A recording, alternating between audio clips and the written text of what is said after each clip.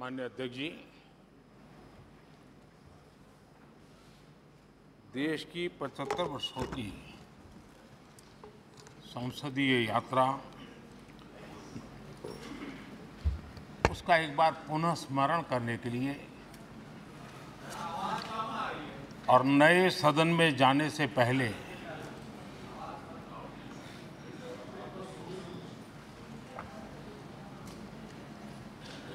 उन प्रेरक पलों को,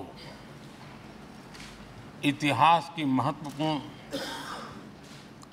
घड़ी को स्मरण करते हुए आगे बढ़ने का ये अवसर है। हम सब इस ऐतिहासिक भवन से विदा ले रहे हैं।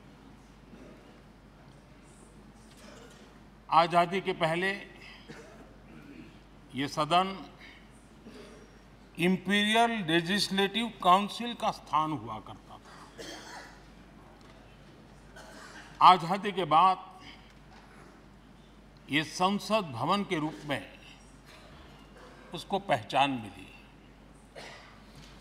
ये सही है, इस इमारत के निर्माण करने का निर्णय विदेशी शासकों का था, लेकिन ये बात हम न कभी भूल सकते हैं और हम गर्व से कह सकते हैं कि इस भवन के निर्माण में पसीना मेरे देशवासियों का लगा था, परिश्रम मेरे देशवासियों का लगा था और पैसे भी मेरे देश के लोगों के।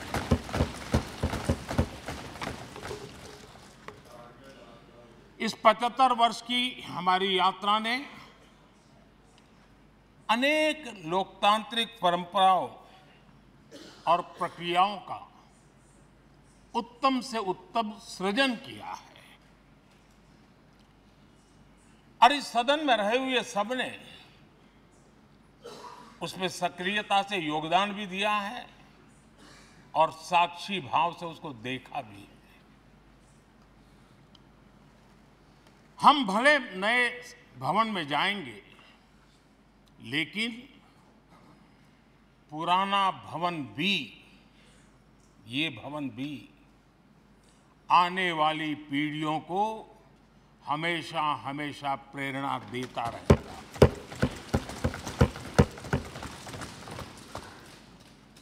ये भारत के लोकतंत्र की स्वर्णिम यात्रा का एक महत्वपूर्ण अध्याय,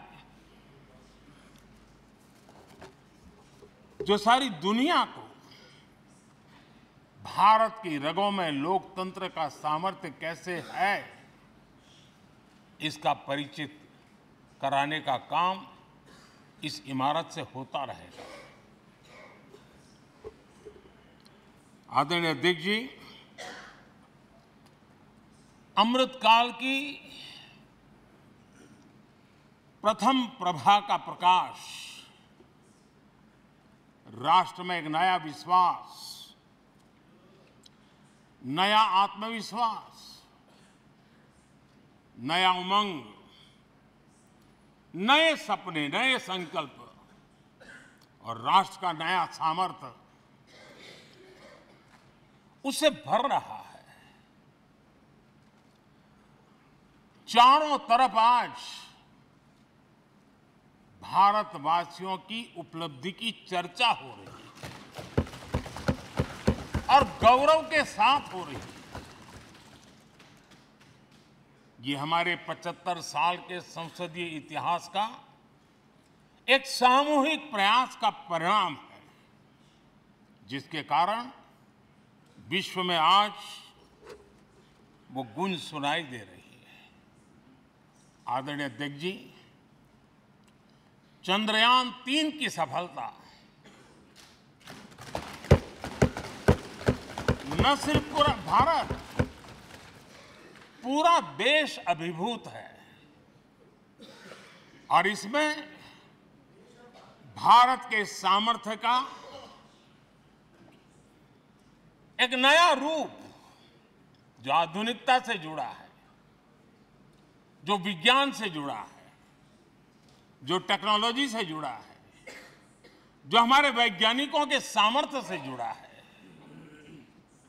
जो 140 करोड़ देशवासियों के संकल्प की शक्ति से जुड़ा हुआ है,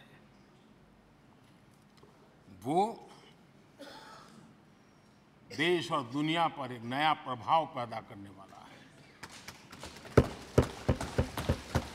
ये सदन और इस सदन के माध्यम से मैं फिर एक बार देश के वैज्ञानिकों और उनके साथियों को कोटि कोटि बधाइयां देता हूं, उनका अभिनंदन करता हूं।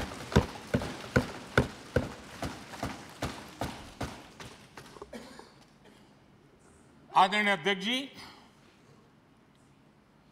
ये सदन ने भूतकाल में जब नेम की समिट हुई थी, सर्वसम्मति से प्रस्ताव पारित करके देश के इस प्रयास को सराहा था। आज G20 की सफलता को भी आपने सर्वसम्मति से सराहा है। मैं मानता हूं देशवासियों का आपने गौरव बढ़ाया है। मैं आपका आभार व्यक्त करता हूं। G20 की सफलता 140 करोड़ देशवासियों की है। ये भारत की सफलता है, किसी व्यक्ति की सफलता नहीं है, किसी दल की सफलता नहीं है। भारत के फेडरल स्ट्रक्चर ने, भारत की विविधता ने 60 स्थानों पर 200 से अधिक समिट और उसकी मेजबानी हिंदुस्तान के अलग अलग रंग रूप में देश की अलग अलग सरकारों ने बड़े आन बान शान से की, और ये प्रभाव पूरे विश्व भर के मन पर पड़ा हुआ है। ये हम सबके सेलिब्रेट करने वाला विषय है, देश के गौरवगान को बढ़ाने वाला है। और जैसा आपने उल्लेख किया, भारत इस बात के लिए गर्व करेगा, जब भारत अध्यक्ष रहा उस समय अफ्रीकन यूनियन इसका सदस्य बना। मैं उस इमोशनल पल को भूल नहीं सकता जब अफ्रीकन यूनियन की घोषणा हुई और अफ्रीकन यूनियन के प्रेसिडेंट, उन्होंने एक इंटरव्यू में कहा कि मेरे जीवन में ऐसी पल थी, शायद मैं बोलते बोलते रो पड़ूंगा।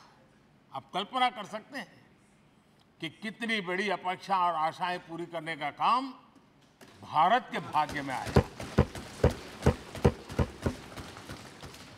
आदरणीय अध्यक्ष जी, भारत के प्रति शक करने का एक स्वभाव कई लोगों का बना हुआ है, और जब आजादी मिली तब से चल रहा है। इस बार भी यही था, कोई डिक्लेरेशन नहीं होगा, असंभव है।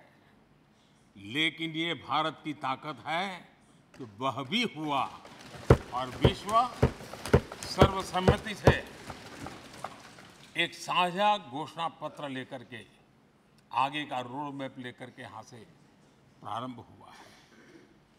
और अध्यक्ष जी, आपके नेतृत्व में, क्योंकि भारत की अध्यक्षता नवंबर के आखिरी दिन तक है, इसलिए अभी हमारे पास जो समय है उसका उपयोग हम करने वाले हैं।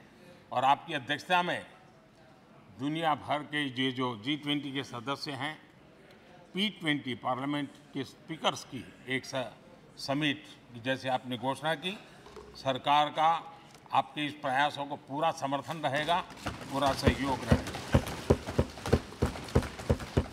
आदरणीय अध्यक्ष जी, हम सबके लिए गर्व की बात है कि आज भारत विश्व मित्र के रूप में अपनी जगह बना पाया है। पूरा विश्व भारत में अपना मित्र खोज रहा है, पूरा विश्व भारत की मित्रता को अनुभव कर रहा है, और उसका मूल कारण है हमारे जो संस्कार है, वेद से विवेकानंद तक जो हमने पाया है। सबका साथ सबका विकास का मंत्र आज विश्व को हमें साथ लाने में जोड़ रहा है। आदरणीय अध्यक्ष जी, ये सदन से विदाई लेना एक बहुत ही भावुक पल है। परिवार भी अगर पुराना घर छोड़कर के नए घर जाता है तो बहुत सारी यादें कुछ पल के लिए उसको झकझोर देती है। और हम जब ये सदन को छोड़ के जा रहे हैं तो हमारा मन मस्तिष्क भी उन भावनाओं से भरा हुआ है, अनेक यादों से भरा हुआ है। खट्टे मीठे अनुभव भी रहे हैं, नोकझोंक भी रही है, कभी संघर्ष का माहौल भी रहा है और कभी इसी सदन में उत्सव और उमंग का माहौल भी रहा है। ये सारी स्मृतियां हमारे साथ, हम सबकी साझी स्मृतियां हैं, ये हम सबकी साझी विरासत है और इसलिए इसका गौरव भी हम सबका साझा है।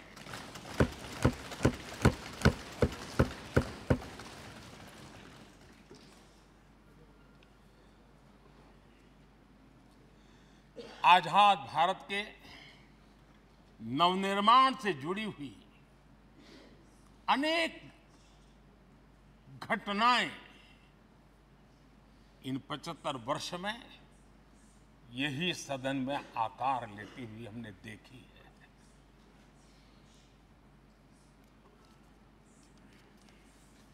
आज हम जब इस सदन को छोड़ करके नए सदन की ओर प्रस्थान करने वाले हैं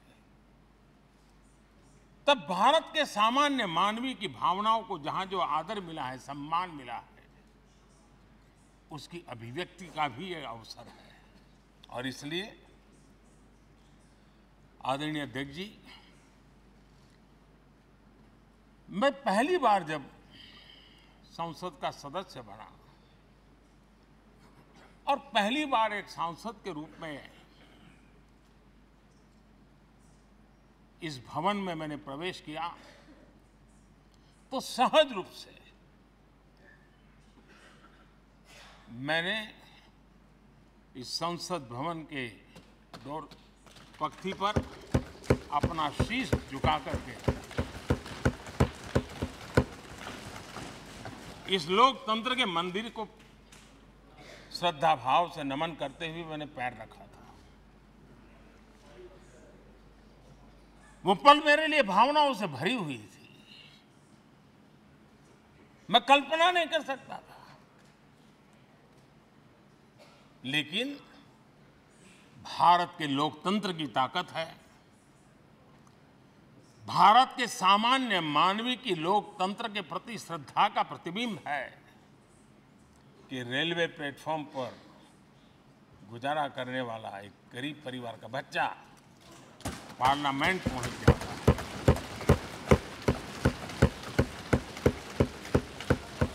मैंने कभी कल्पना तक नहीं की कि देश मुझे इतना सम्मान देगा, इतना आशीर्वाद देगा, इतना प्यार देगा। सोचा नहीं था अध्यक्ष जी। आदरणीय अध्यक्ष जी, हम में से बहुत लोग हैं जो संसद भवन के अंदर जो चीज़ें लिखी गई उसको पढ़ते भी रहते हैं, कभी कभी उसका उल्लेख भी करते हैं। हमारे यहाँ संसद भवन के प्रवेश द्वार पर एक छांदोग्य उपनिषद का एक वाक्य है, लोक द्वारम करके पूरा वाक्य है। उसका मतलब ये होता है कि जनता के लिए दरवाजे खोलिए और देखिए कि कैसे वो अपने अधिकारों को प्राप्त करती है।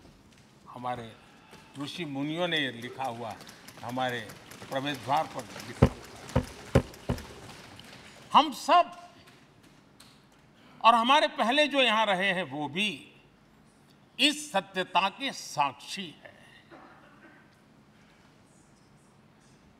आदरणीय अध्यक्ष जी, समय रहते जैसे जैसे वक्त बदलता गया, ये हमारे सदन की संरचना भी निरंतर बदलती रही है और अधिक समावेशी बनती गई है।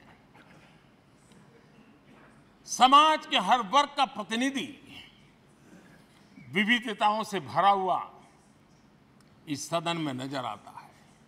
अनेक भाषाएं हैं, अनेक बोलियां, अनेक पहरवेश हैं, अनेक खान-पान है।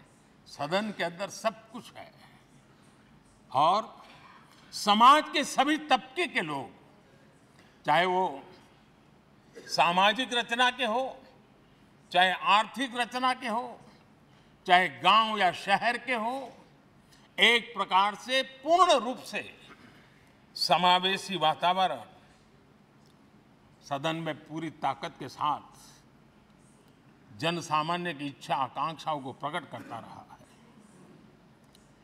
दलित हो, पीड़ित हो, आदिवासी हो, पिछड़े हो, महिलाएं हो, हर एक का धीरे धीरे धीरे योगदान बढ़ता चला गया है।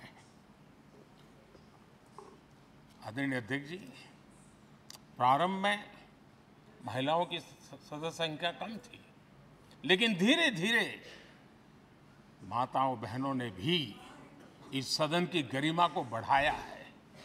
इस सदन के गरिमा में बहुत बड़ा बदलाव लाने में उनका योगदान रहा है। आदरणीय अध्यक्ष जी, प्रारंभ से अब तक एक मोटा हिसाब लगाता था, करीब 7,500 से अधिक जनप्रतिनिधि दोनों सदनों में मिलाकर के योगदान दे चुके हैं। इतने सालों में 7,500 से करीब ज्यादा। इस कालखंड में करीब 600 महिला सांसदों ने भी इस सदन की गरिमा को बढ़ाया है, दोनों सदन की। और आदरणीय अध्यक्ष जी, आप जानते हैं कि इस सदन में आदरणीय इंद्रजीत गुप्ता जी 43 ईयर, अगर मेरी गलती नहीं हो तो 43 ईयर इस सदन में लंबा समय बैठ करके इस सदन के साक्षी बनने का उनको सौभाग्य मिला। और यही सदन है आदरणीय अध्यक्ष जी, जहां शकीकुर रहमान जी 93 की एज में भी सदन में अपना योगदान देते रहे, जबकि उनकी उम्र 93। और आदरणीय अध्यक्ष जी, ये भारत के लोकतंत्र की ताकत है कि 25 साल की उम्र की चंद्रमणि मुर्मू इस सदन की सदस्य बनी थी। सिर्फ 25 साल की उम्र की, सबसे छोटी उम्र की सदस्य बनी थी। आदरणीय अध्यक्ष महोदय, वाद विवाद, कटाक्ष, ये सब कुछ हम सब ने अनुभव किया है, हम सब ने इनिशिएट भी किया है, कोई बाकी नहीं है। लेकिन उसके बावजूद भी शायद जो परिवार भाव हम लोगों के बीच में रहा है, हमारे पहले की पीढ़ियों में भी रहा है, जो लोग प्रचार माध्यमों से हमारे यहाँ का रूप देखते हैं और बाहर निकलते ही हमारा जो अपनापन होता है, परिवार भाव होता है, वो एक अलग ही ऊंचाई पर ले जाता है। और ये भी इस सदन की ताकत है, एक परिवार भाव। और उसके साथ साथ हम कभी कड़वाहट पाल करके नहीं जाते हैं। हम उसी प्यार से सदन छोड़ने के कई वर्षों के बाद भी मिल जाए तो भी उस प्यार को कभी भूलते नहीं है, उस स्नेह भरे याद दिनों को भूलते नहीं है। वो मैं अनुभव कर सकता हूं। आदरणीय अध्यक्ष जी, हमारे पहले भी और वर्तमान भी हमने कई बार देखा है कि अनेक संकटों के बावजूद भी, अनेक असुविधाओं के बावजूद भी सांसद सदन में आए हैं और उन्होंने शारीरिक पीड़ा भी असह्य हो तो भी सदन में एक सांसद के रूप में, जनप्रतिनिधि के रूप में अपना कर्तव्य निभाया है। ऐसी अनेक घटनाएं आज हमारे सामने हैं।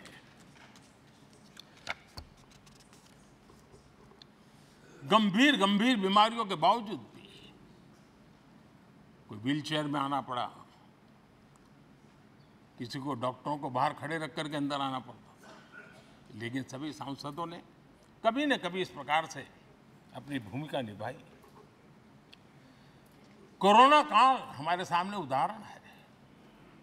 हर परिवार में रहता था कहीं बाहर जाए तो मौत को बुलावा न दे दे, उसके बावजूद भी हमारे माननीय सांसद दोनों सदन में कोरोना काल के इस संकट की घड़ी में भी सदन में आए, अपना कर्तव्य निभाया। हमने राष्ट्र का काम रुकने नहीं दिया। आवश्यकता पड़ी, डिस्टेंस रखना भी था और बार बार टेस्टिंग भी करना पड़ता था। सदन में आते थे लेकिन मास्क पहनना पड़ता था। बैठने की रचना भी अलग अलग की, समय भी बदले गए।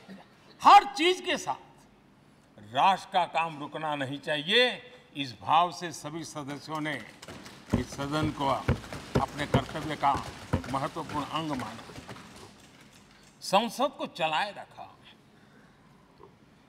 और मैंने देखा है कि इस सदन से इतना लगाव लोगों का रहता है कि पहले कभी हम देखते थे कोई 30 साल पहले सांसद रहा होगा, कोई 35 साल पहले रहा होगा, लेकिन वो सेंट्रल हॉल तो जरूर आएगा। जैसे मंदिर जाने की आदत होती है, वैसे उनको सदन में आने की आदत है। इस जगह का लगाव बन जाता है, एक आत्मीय भाव से जुड़ाव हो जाता है। और ऐसे बहुत से पुराने लोग हैं जो आते जाते हुए मन करता है जरा चलो एक चक्कर काट ले। आज उनका जनप्रतिनिधि के नाते दायित्व तो नहीं है, लेकिन भूमि के प्रति उनका लगाव हो जाता है। ये सामर्थ्य होता है इस सदन का। आदरणीय अध्यक्ष महोदय, आजादी के बाद बहुत बड़े बड़े विद्वान लोगों ने बहुत आशंकाएं व्यक्त की थी, पता नहीं देश का क्या होगा, चल पाएगा कि नहीं चल पाएगा, एक रहेगा कि बिखर जाएगा, लोकतंत्र बना रहेगा नहीं, 50। लेकिन इस देश की संसद की ताकत है कि पूरे विश्व को गलत सिद्ध कर दिया और ये राष्ट्र पूरे सामर्थ्य के साथ आगे बढ़ता रहा। और इस विश्वास से कि हम भले आशंकाएं होंगी, घने काले बादल होंगे, लेकिन सफलता प्राप्त करते रहेंगे। और ये हम सब लोगों ने, हमारी पुरानी पीढ़ियों ने मिलकर के इस काम को करके दिखाया है, इसका गौरवगान करने का ये अवसर है। आदरणीय अध्यक्ष जी, इसी भवन में 2 साल 11 महीने तक संविधान सभा की बैठकें हुई और उसने देश के लिए एक मार्गदर्शक जो आज भी हमें चलाता है, हमारे संविधान दिया। और 26 नवंबर 1949 को जो संविधान हमें मिला, वो 26 जनवरी 1950 को लागू हुआ। इन 75 वर्षों में सबसे बड़ा जो अचीवमेंट है वो ये है कि देश के सामान्य मानवी का इस संसद पर विश्वास बढ़ता ही गया है। और लोकतंत्र की सबसे बड़ी ताकत यही है कि इस महान संस्था के प्रति, इस महान इंस्टीट्यूशन के प्रति, इस व्यवस्था के प्रति उनका विश्वास अटूट रहे, विश्वास उनका बना रहे। इन 75 वर्षों में हमारी संसद ने जन भावनाओं की अभिव्यक्ति का भवन भी बना दिया। यहाँ जन भावनाओं की पुरजोश अभिव्यक्ति और हम देखते हैं राजेंद्र बाबू से लेकर डॉक्टर कलाम, रामनाथ जी कोविंद और अभी द्रौपदी मुर्मू जी, इन सब के संबोधन का लाभ हमारे सदनों को मिला है, उनका मार्गदर्शन मिला है। आदरणीय अध्यक्ष जी, पंडित नेहरू जी, शास्त्री जी, वहां से लेकर के अटल जी, मनमोहन सिंह जी तक एक बहुत बड़ी श्रृंखला जिसने इस सदन का नेतृत्व किया है और सदन के माध्यम से देश को दिशा दी है, देश को नए रंग रूप में ढालने के लिए उन्होंने परिश्रम किया है, पुरुषार्थ किया है। आज उन सबका गौरवगान करने का भी अवसर है। आदरणीय अध्यक्ष जी,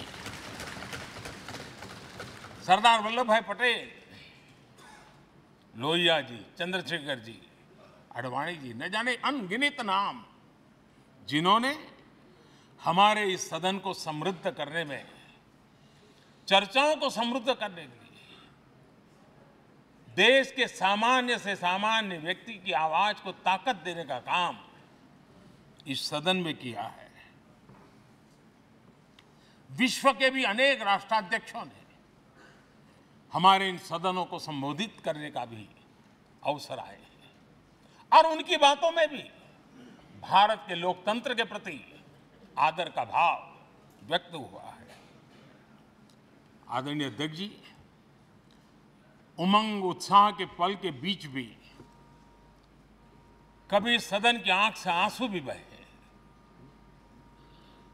ये सदन दर्द से भर गया जब देश को 3 अपने प्रधानमंत्री उनको अपने कार्यकाल में ही खोने की नौबत आई, नेहरू जी, शास्त्री जी और इंदिरा जी। तब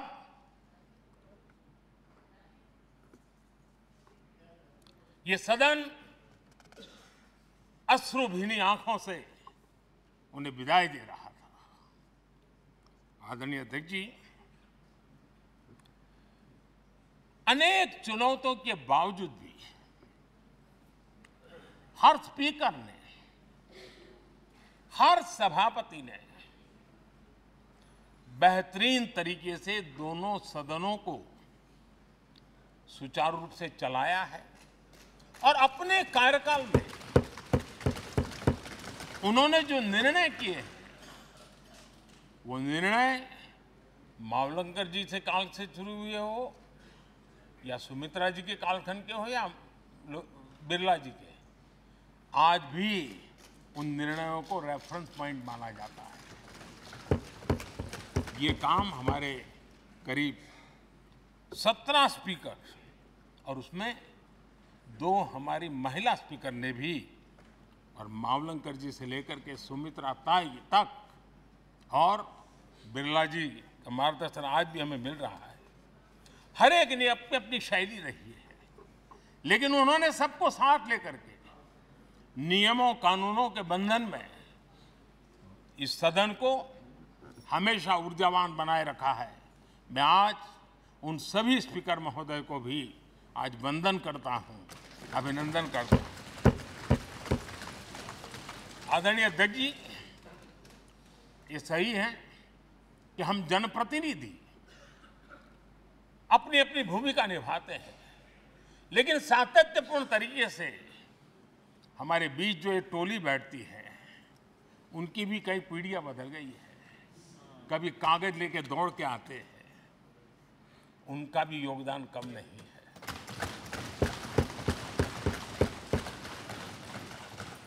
हमें कागज पत्र पहुंचाने के लिए दौड़ते हैं, सदन में कोई गलती न हो जाए, उसके निर्णय में कोई गलत ना हो जाए, उसके लिए वो चौकन्ने रहते हैं। जो काम इनके द्वारा हुआ है उसने भी सदन के क्वालिटी ऑफ गवर्नेंस में तेजी लाने में बहुत बड़ी मदद की है। मैं उन सभी साथियों का और इनके पूर्व में जो रहे हैं उनका भी हृदय से अभिनंदन करता हूं। इतना ही नहीं, सदन मतलब ये खंड ही नहीं है, इस पूरे परिसर में अनेक लोगों ने, किसी ने हमें चाय पिलाई होगी, किसी ने पानी पिलाया होगा, किसी ने रात रात चली हुई सदन को किसी को भूखा पेट रहने नहीं दिया होगा, कई प्रकार की सेवाएं की होगी। किसी ने माली ने इसके बाहर के एनवायरनमेंट को संभाला होगा, किसी ने इसकी सफाई की होगी। न जाने कितने ही अनगिनत लोग होंगे जिन्होंने हम सब अच्छे ढंग से काम कर सके, और यहां जो काम हो वो काम देश को आगे बढ़ाने के लिए अधिक से अधिक तेजी से हो, उसके लिए जो माहौल बनाना, व्यवस्था बनाना, उसके लिए जिसने योगदान दिया है, मेरी तरफ से भी और इस सदन की तरफ से भी मैं उनका विशेष रूप से नमन करता हूं।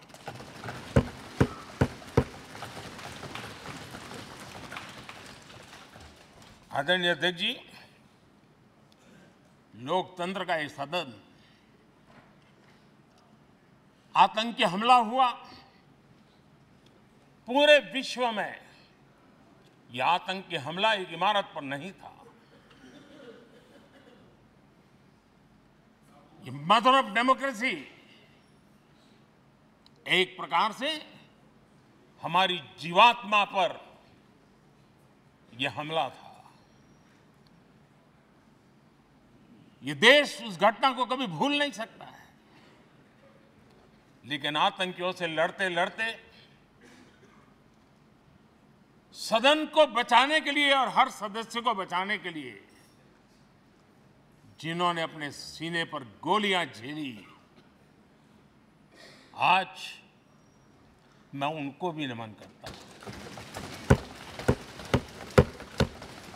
हमारे बीच नहीं है, लेकिन उन्होंने बहुत बड़ी रक्षा की है।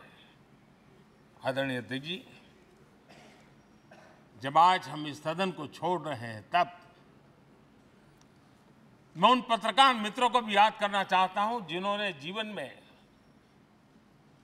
कुछ लोग तो ऐसे हैं जिन्होंने पूरा जीवन अपने कार्यकाल में संसद के काम को ही उन्होंने रिपोर्ट किया है।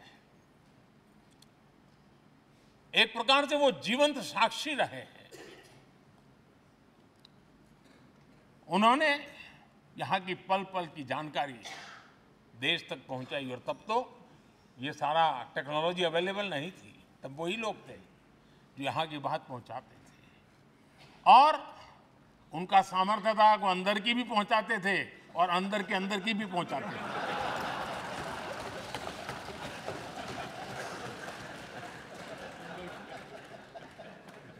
और मैंने देखा कि ऐसे पत्रकारिता जिन्होंने संसद को कवर किया, शायद उनके नाम जाने नहीं जाते होंगे, लेकिन उनके काम को कोई भूल नहीं सकता है। और खबरों को लिए नहीं, भारत की इस विकास यात्रा को संसद भवन से समझने के लिए उन्होंने अपनी शक्ति खपा दी थी।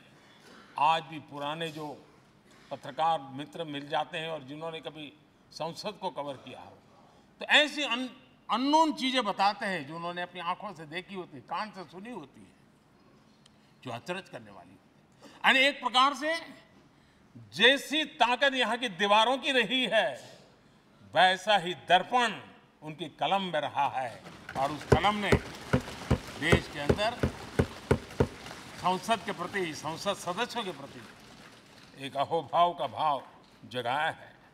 मैं आज कई पत्रकार बंधु होंगे जो रहे नहीं होंगे,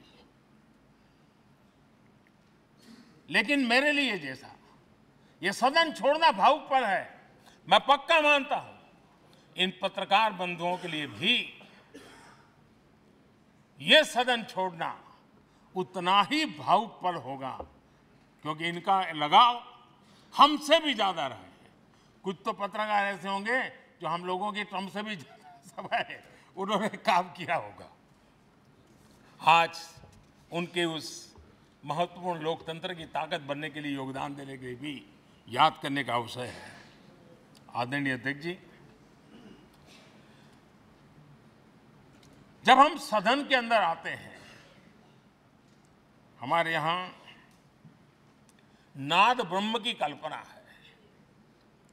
हमारे शास्त्रों में माना गया है किसी एक स्थान पर अनेक बार एक ही लय में उच्चारण होता है तो वो तपोस्थली बन जाता है, उसके एक पॉजिटिव वाइब होते हैं। नाद की एक ताकत होती है जो स्थान को सिद्धि स्थान में परिवर्तित कर देती है। मैं मानता हूं ये सदन भी उस 7-7.5 हजार जनप्रतिनिधियों के द्वारा बार बार जो शब्द गूंजे हैं, जो वाणी यहां गूंजी है, उसने इस सदन में हम बैठकर आगे चर्चा करें या ना करें, लेकिन इसकी गूंज इसे तीर्थ क्षेत्र बना देती है।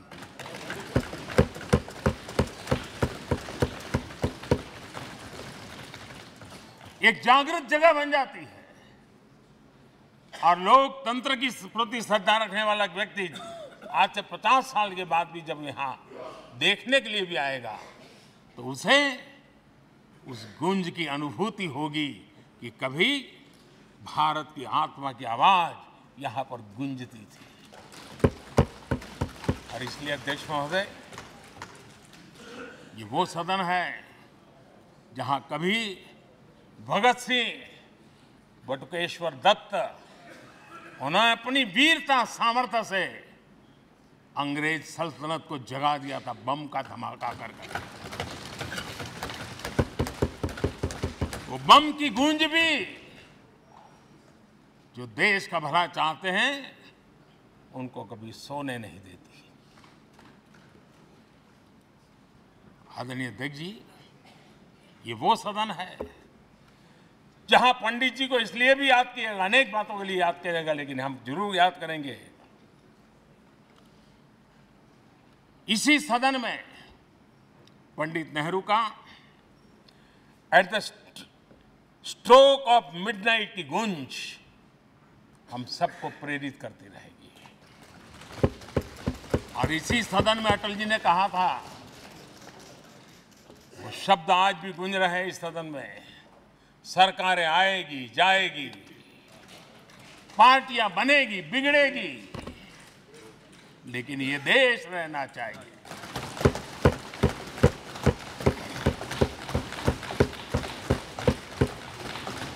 आदरणीय अध्यक्ष जी, पंडित नेहरू की जो प्रारंभिक मंत्रिपरिषद थी, बाबा साहब आम्बेडकर जी एक मंत्री के रूप में दुनिया की बेस्ट प्रैक्टिसेस भारत में लाने पर बहुत जोर दिया करते थे। फैक्ट्री कानून में अंतर्राष्ट्रीय सुझावों को शामिल करने पर बाबा साहब सर्वाधिक आग्रही रहे थे और उसका परिणाम आज देश को लाभ मिल रहा है। बाबा साहब आम्बेडकर ने देश को नेहरू जी की सरकार में वाटर पॉलिसी दी थी और उस वाटर पॉलिसी बनाने में बाबा साहब आम्बेडकर की बहुत बड़ी भूमिका रही थी। आदरणीय अध्यक्ष जी,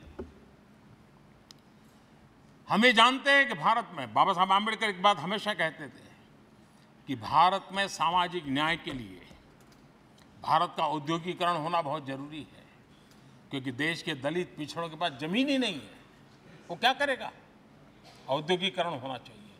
और बाबा साहब इस बात को मान करके डॉक्टर श्यामा प्रसाद मुखर्जी, जो पंडित नेहरू के मंत्री थे, उन्होंने इस देश में और पहले वाणिज्य मंत्री के रूप में और उद्योग मंत्री के रूप में उन्होंने इंडस्ट्री पॉलिसी इस देश में लाई थी। आज भी कितनी ही इंडस्ट्री पॉलिसी बने, लेकिन उसकी आत्मा वही होती है जो पहली सरकार के थी, और उनका भी बहुत बड़ा अहम योगदान रहा था। आदरणीय अध्यक्ष जी, लाल बहादुर शास्त्री जी ने 65 के युद्ध में हमारे देश के जवानों में का हौसला बुलंद करना, उनके सामर्थ्य के लिए को पूरी तरह राष्ट्र हित में झोंक देने की प्रेरणा इसी सदन में से दी थी लाल बहादुर शास्त्री का। और यहीं पर उन्होंने ग्रीन रिवॉल्यूशन के लिए एक मजबूत नींव लाल बहादुर शास्त्री जी ने रखी थी।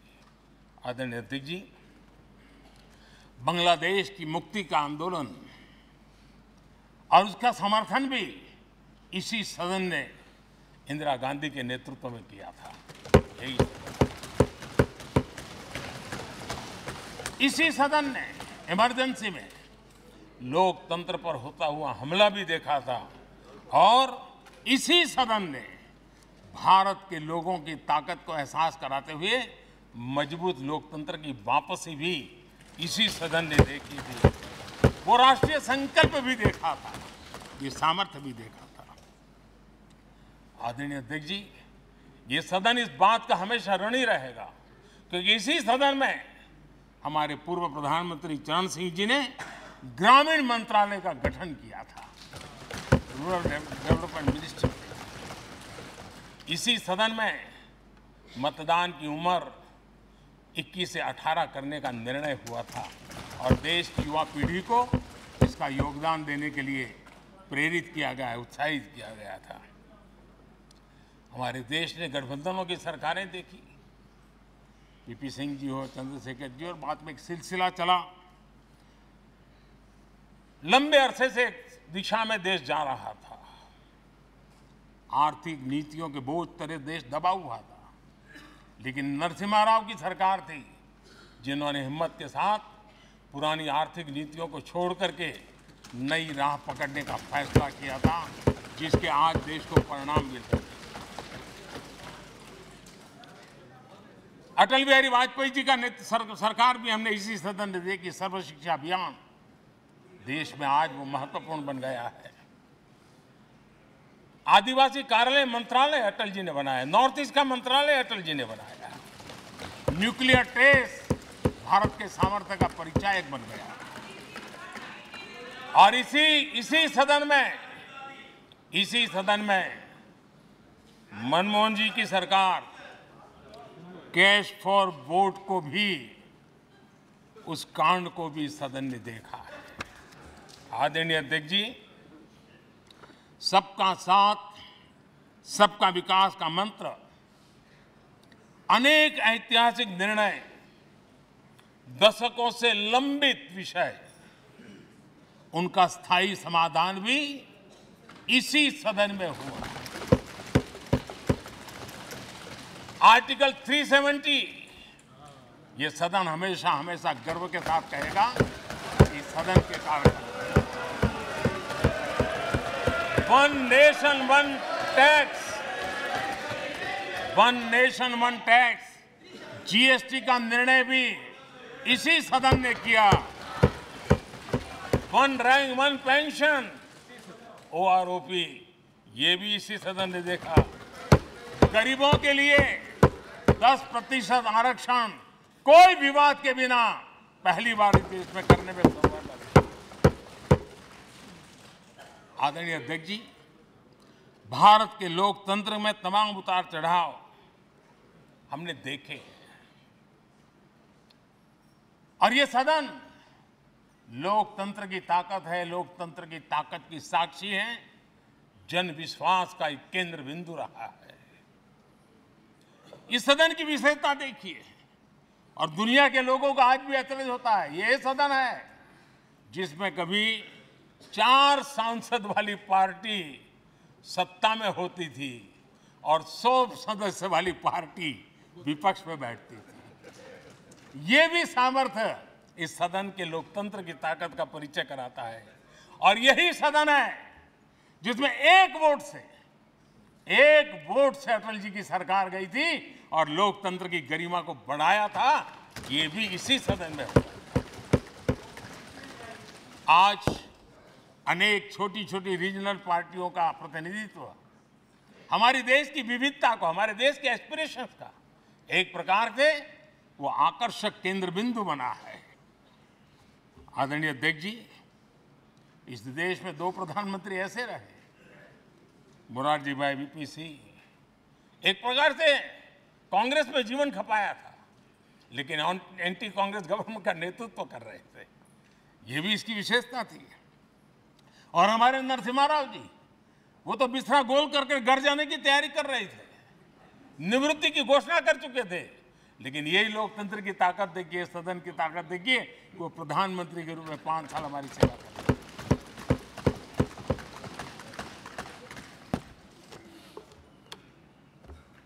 आदरणीय अध्यक्ष जी,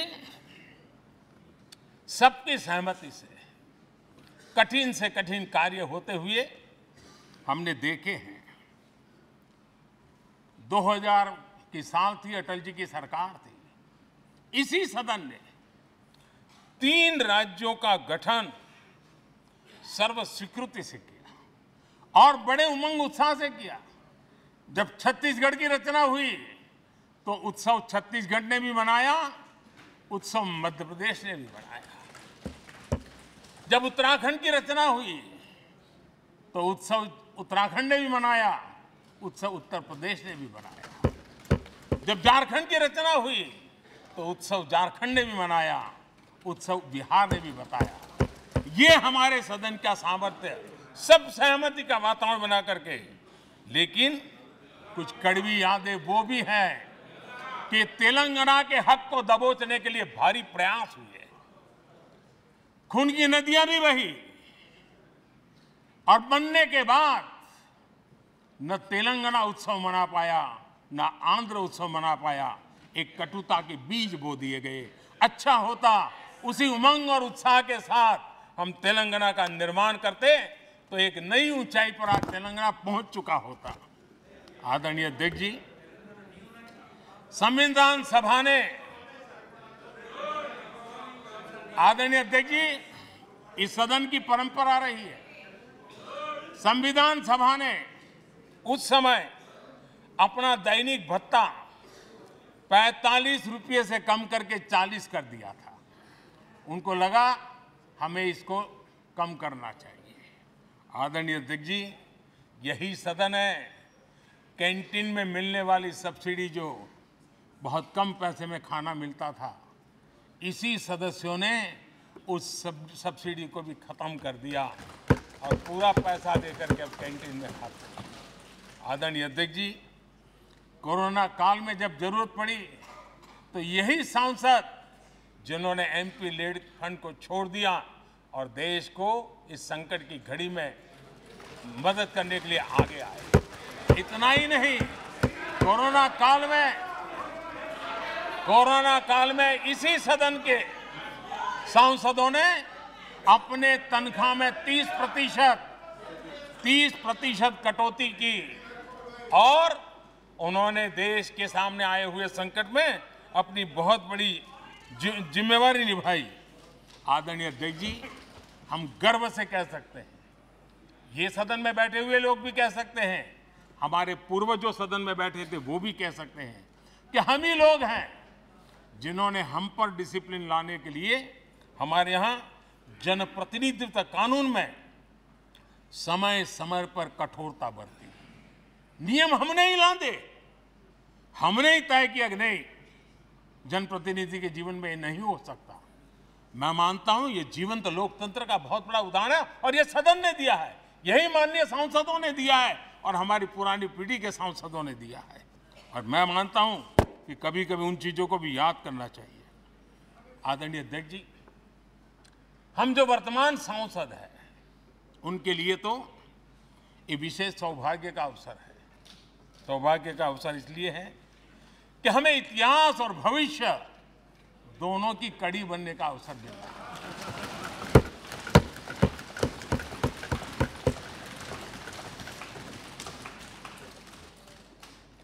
कल और आज से जुड़ने का हमें अवसर मिल रहा है और आने वाली कल निर्माण करने का एक नया विश्वास, नया उमंग, नए उत्साह के साथ हम यहां से विदाई लेने वाले हैं।